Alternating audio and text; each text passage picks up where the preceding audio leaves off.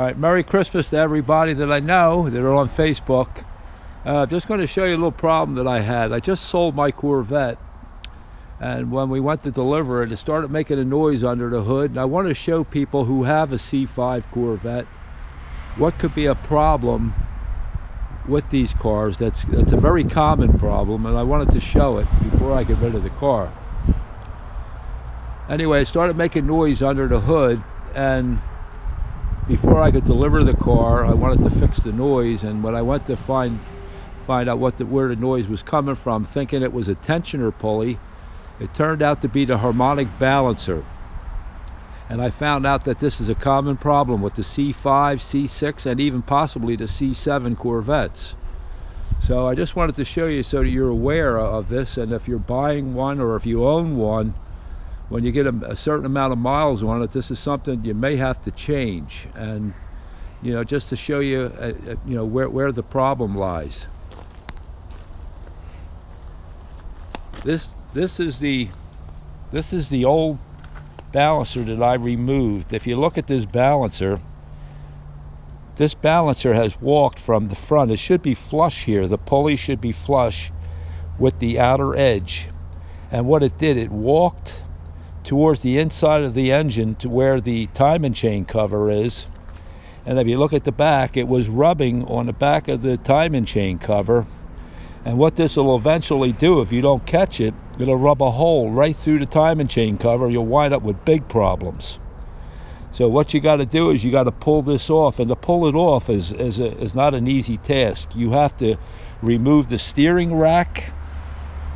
You have to drop the engine cradle a ½ inch, and then you got to pull the balancer off after you remove all these components. And it's not really an easy task. This bolt is what holds the pulley on. It's a 16 millimeter bolt, and they torque this bolt to 250 foot-pounds of torque when they tighten this. So what I did with it, so that I didn't have any damage, you got to use a 3-jaw puller. As you see, this balancer does not have holes like the traditional small block or big block in the front to put a balancer puller on there to bolt that on. So you got to use a 3-jaw puller, and most 3-jaw pullers, they have a little tapered end on the end. So I took the old bolt, machined the head off of this so that I could run this all the way in, and then I center drilled it in a lathe so that my balancer or my puller could go into that counter, or that countersink, or whatever you want to call it, where I drilled the center drill, so that I could pull that pulley off. And the biggest thing with that torque, it takes a gorilla to break that bolt loose. You got to pull a plastic piece off the back of the engine where it covers the flywheel and lock the engine up so that you can pull on that bolt. It actually took me and my son to do that. He did the pulling, and I locked up the flywheel while he did it. And then when you put it back on, also had to make some special tools.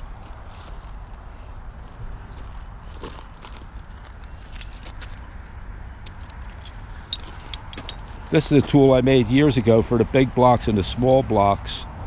This is a thrust bearing, and this is what I use for putting pulleys or the balancers on, the small block and the big block. So what I had to do is, this is a special all thread. It's a 10.9 is the heat treat on it, or if you want to call it that, or it's equivalent to a grade 8 bolt. And then I took my thrust bearing and put that on there too to help it when I turned this assembly, and just wound that nut in there to push the new balancer back on. So you got to make up something like this to push the balancer on, to install the balancer. I really think that Chevy, with the there's a rubber ring in here, and I guess they press it and they vulcanize this outer inertia ring on there. But with regular Chevrolets, they always were bolting their accessory pulleys onto the front of the balancer.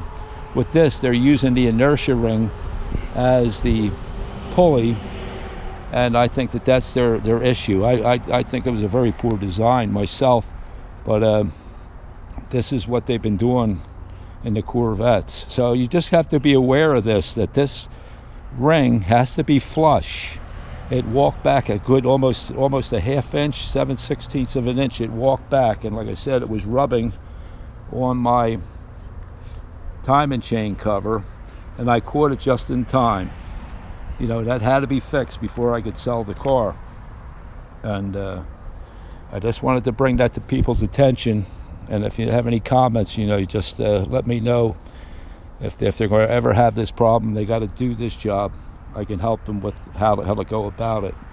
I did it on my lift. I have a lift in the garage, and that made it so much easier. I know some people on YouTube have done it on the ground, and it's really tough. And then when you go to put the bolt back in, that bolt has to be torqued at 250 pounds, and it takes a gorilla to tighten it that tight.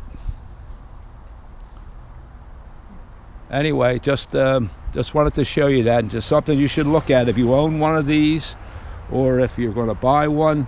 Check that out and make sure that pulley is in good condition, that it's not wobbling or it didn't walk back like this did, because it will give you a big problem down the road. And I just wanted you to be aware of that. Thanks.